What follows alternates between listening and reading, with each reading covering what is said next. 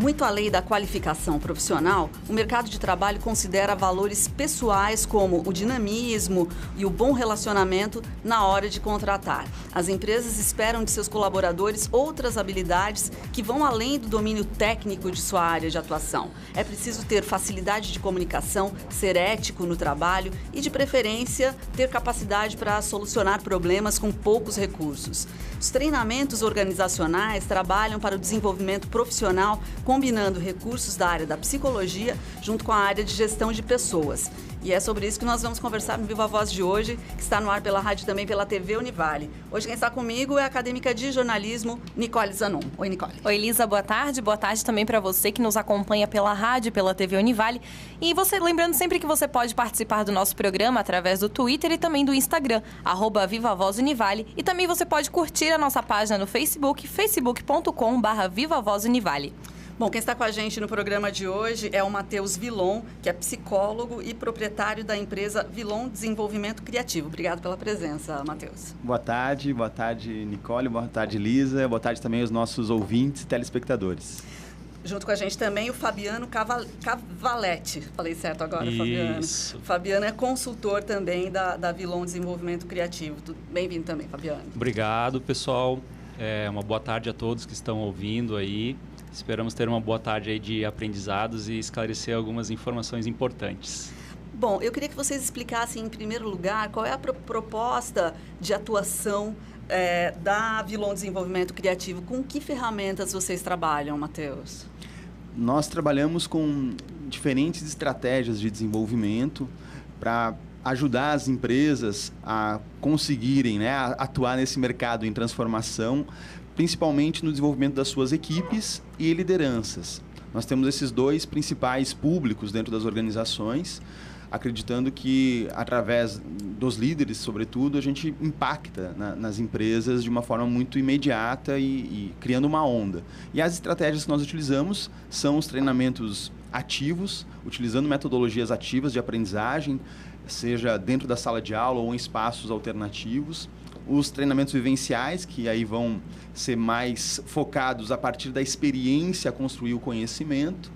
E, além disso, nós temos as palestras interativas, nós trabalhamos também com comunicação interna, acreditando que a comunicação é um facilitador do desenvolvimento, ajuda as pessoas a entenderem propósito, ajuda as pessoas a se relacionarem melhor. E nós também temos um outro braço de atuação, que é ações para o bem-estar. Ou seja, a gente acredita muito que a qualidade de vida, a saúde física impacta também no desempenho e na performance das pessoas e das organizações. Bom, e Fabiano, você como consultor, Como é que você vê a importância das empresas de investirem nesses programas de qualidade de vida para os colaboradores? Certo. Hoje se torna cada vez mais frequente o número de empresas que procuram essas ações de desenvolvimento, acreditando sempre que as pessoas podem melhorar, podem ter um desempenho melhor e também, nesse sentido, a empresa ela acaba tendo uma cultura, uma forma de atuar e as pessoas, quando ingressam na organização, elas precisam se aproximar dessa cultura, como que é a forma da empresa lidar, quais são as competências essenciais, o que a empresa valoriza e, nesse sentido, as empresas buscam profissionalizar, os colaboradores, sendo dos líderes, dos colaboradores, e nesse sentido, as empresas estão buscando cada vez mais essas ações de desenvolvimento. Então é isso que é o chamado desenvolvimento humano organizacional? É por aí, Fabiano? Então, existem diversas formas de desenvolvimento humano organizacional. Normalmente a empresa ela tem um objetivo que ela espera do colaborador, o que ela entende que precisa ser, de certa forma, aprendido ou entregue por esse colaborador. E aí ela encontra um leque de opções para desenvolvimento e, nesse sentido, a consultoria ela atua como uma uma organização, uma entidade que vem... facilitador. Um facilitador, né, do processo de qual a maneira mais apropriada desse desenvolvimento, como que ele pode acontecer para dinamizar essa ação de desenvolvimento, viabilizando custos, né, e o objetivo que a organização quer encontrar, que ela se preocupa, né, nesse desenvolvimento. Certo. E, Matheus, quais são, então, os principais pontos analisados para desenvolver um programa de treinamento?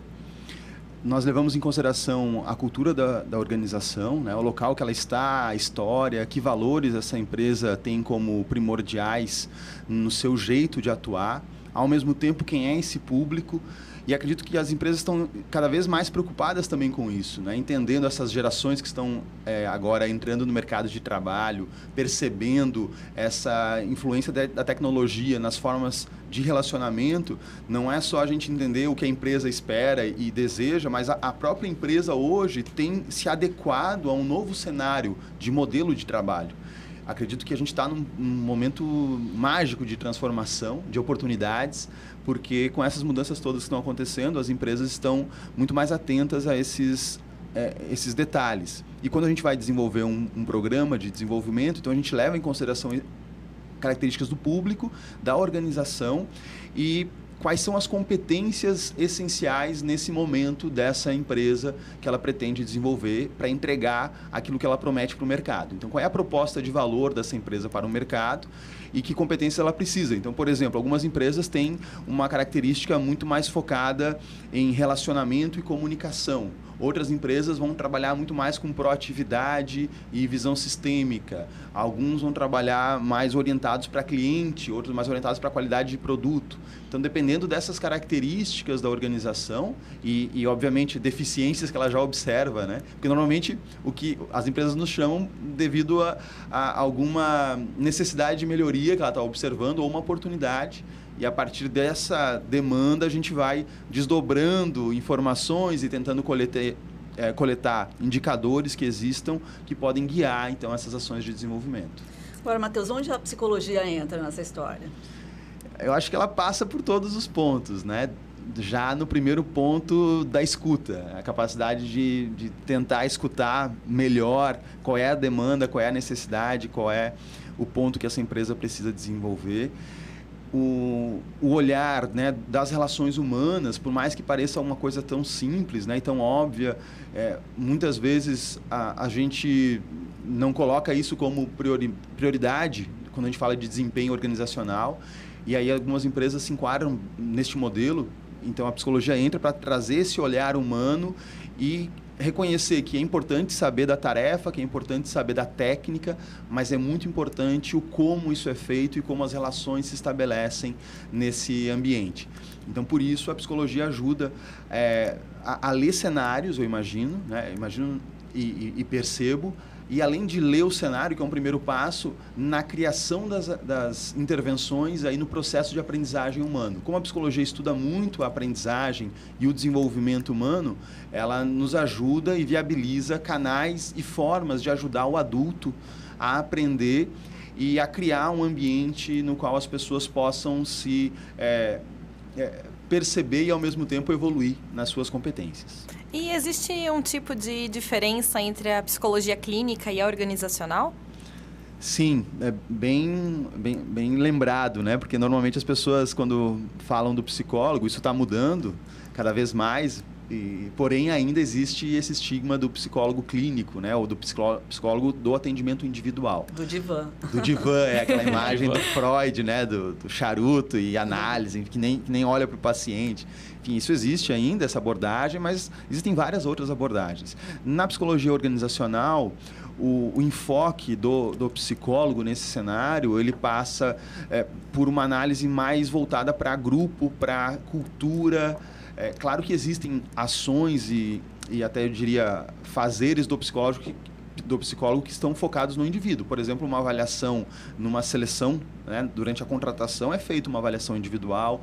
Muitas vezes existe uma avaliação de potencial, que a gente chama de assessment, que é uma expressão utilizada nada mais para fazer uma leitura de como essa pessoa está em características de personalidade e de performance. Então, a gente traz mais desse caráter individualizado da psicologia. Porém, a maior parte das ações do psicólogo dentro das organizações, ela está mais focada no desenvolvimento de grupos, na leitura desses grupos e também na capacidade de observar as relações que acontecem dentro dessa empresa e pensar maneiras que essas relações podem ser melhoradas, né? Buscar um clima organizacional mais positivo e, ao mesmo tempo, mais produtivo.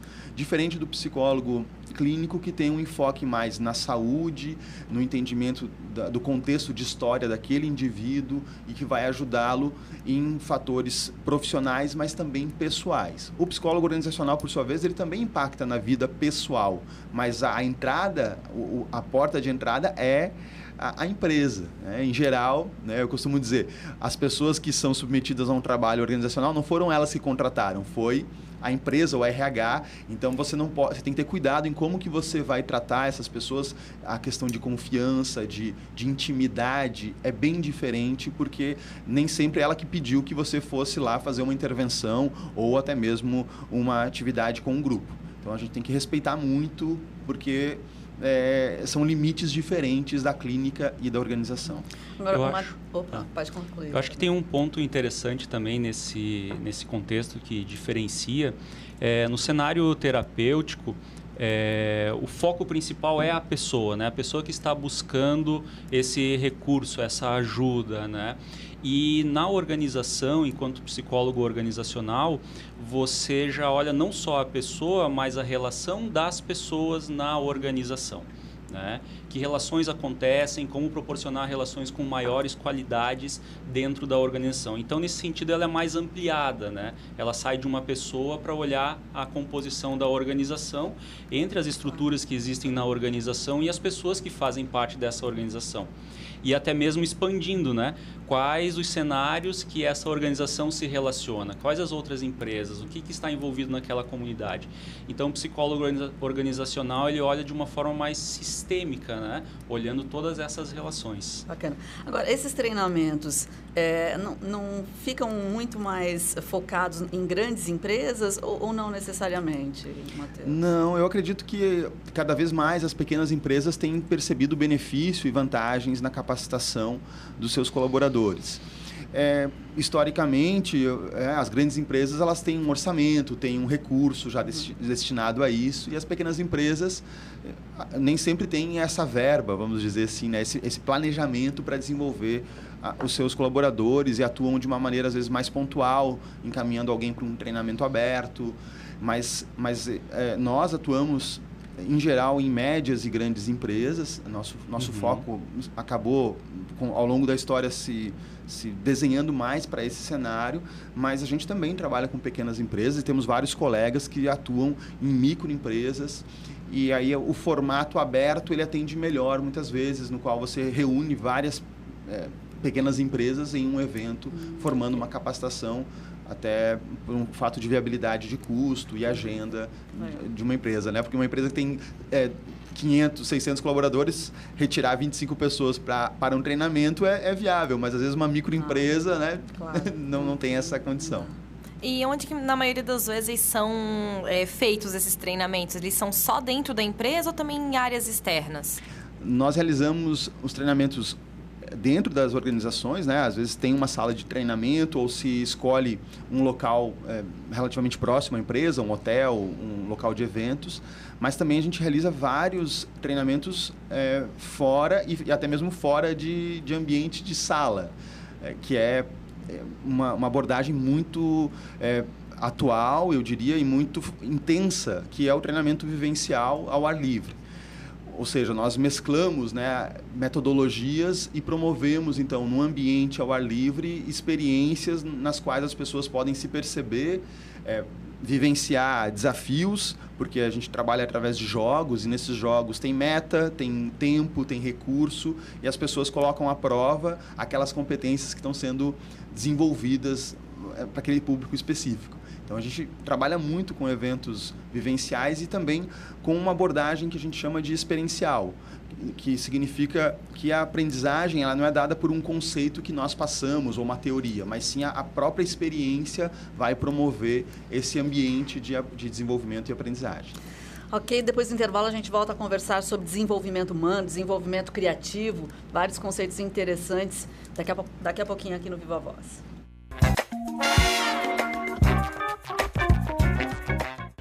Estamos de volta com o Viva Voz. Hoje nós recebemos Fabiano Cavaletti e Matheus Vilon, eles que são da empresa Vilon Desenvolvimento Criativo e estão falando para a gente um pouquinho sobre desenvolvimento humano. Bom, esses conceitos, né, que estão aplicados aí aos trânsitos do trabalho, né, as relações profissionais e os contatos das empresas com os funcionários, os colaboradores e tal. Agora, quais são os benefícios, né, que esse tipo de treinamento pode trazer para a empresa, para os colaboradores? Como é que você pode explicar isso, Matheus? Nós temos benefícios super importantes, em primeiro lugar, para as pessoas. A gente utiliza, inclusive, um termo que nos guia, né, uma proposta que nós temos, que é o desenvolvimento humano com foco em prosperidade. A gente conhece esse termo prosperidade, né, do nosso dia a dia, mas a gente define prosperidade como resultados financeiros. Então, para a empresa, os treinamentos geram capacitação, geram melhor qualidade e, por consequência, resultados financeiros. Mas a prosperidade vai muito além do resultado numérico. A gente acredita muito no clima organizacional, um ambiente de colaboração. Nós ajudamos as empresas a criar uma cultura mais colaborativa, onde as pessoas vejam menos as barreiras entre as áreas e percebam mais as pontes e conexões entre as áreas. E para as pessoas, de uma forma mais ampla, cada um amplia o seu autoconhecimento, consegue perceber pontos positivos, pontos que podem ser melhorados, não só dentro da empresa, mas também dentro das suas relações familiares. Por exemplo, um tema que a gente aborda muito é a questão da comunicação. Quando a gente desenvolve e ajuda uma pessoa dentro de uma empresa a desenvolver a comunicação, isso vai facilitar a comunicação dela com o líder, com o liderado, mas também com a sua esposa, com o seu filho, com seus amigos. Então, esses momentos de aprendizagem, né, a pessoa se dar conta de algo que ela precisa fazer diferente, vai ajudá-la fora do ambiente profissional. E essa é uma das nossas missões, é ajudar o desenvolvimento transbordar a empresa e ir para a comunidade de uma forma direta. Bom, Fabiano, a gente encontrou uma pesquisa fazendo nosso roteiro, né? Que é de 2013, que ela aponta que 72% das pessoas são infelizes no ambiente de trabalho. E desse total, 18% tem até um interesse em prejudicar a própria empresa, e isso muitas vezes por falta de estímulo profissional. Falando um pouquinho da psicologia no geral, de que forma que a psicologia organizacional ela consegue identificar e lidar com esse tipo de problema dentro da empresa? Interessante esses dados, né? O quanto as pessoas estão num ambiente e não se sentem bem, né? Nesse sentido, a psicologia como um profissional que ele olha para o comportamento, né? O como as pessoas se relacionam, esse dado de insatisfação é muito importante. Então, da forma como o psicólogo ele interpreta as informações, como ele mapeia quais são os sinais de insatisfação dentro da empresa, isso pode ser retribuído em ações de mudança. Então, que vão desde um maquinário, desde recursos para o profissional trabalhar, até situações do relacionamento entre as pessoas que favoreçam, como uma melhor gestão do seu líder para o seu liderado, como encontrar o seu propósito dentro da organização, o que eu estou fazendo aqui? Então, hoje, as pessoas também buscam, né, diante disso que o Matheus falou antes, da diversidade das gerações, da diversidade das pessoas, encontrar um lugar que ela goste de fazer o que ela sabe fazer. Então, quando ela encontra isso, eu acredito que esses níveis de insatisfação diminuem. Se me permite, Fabiano, eu acredito também que, através das pesquisas, né, desse olhar cuidadoso do psicólogo, junto com outros profissionais, a gente consegue mapear fatores que estão impactando nessa infelicidade. Seja na pesquisa de clima ou uma pesquisa de cultura, e atuar nesses pontos. Então, vou dar um exemplo para vocês, numa empresa que a gente vinha trabalhando, e percebemos que um dos fatores que estavam impactando muito no clima e na infelicidade ou na felicidade era a capacidade dos líderes darem feedback para as pessoas. Ou seja, as pessoas estavam trabalhando e não sabiam se estavam indo bem ou se estavam indo mal. E aí nós fizemos a leitura desse cenário junto com o RH e com alguns membros, próprios líderes e diretores, e implantamos então uma capacitação e até uma ferramenta que ajudasse os líderes a colocar na sua rotina um momento de discutir com o colaborador sobre o desempenho dele, não só da entrega técnica, mas também o como ele estava fazendo. E a gente percebeu um índice, né, de satisfação dos colaboradores e também, até mesmo, isso veio aparecer na segunda pesquisa de clima que foi aplicada.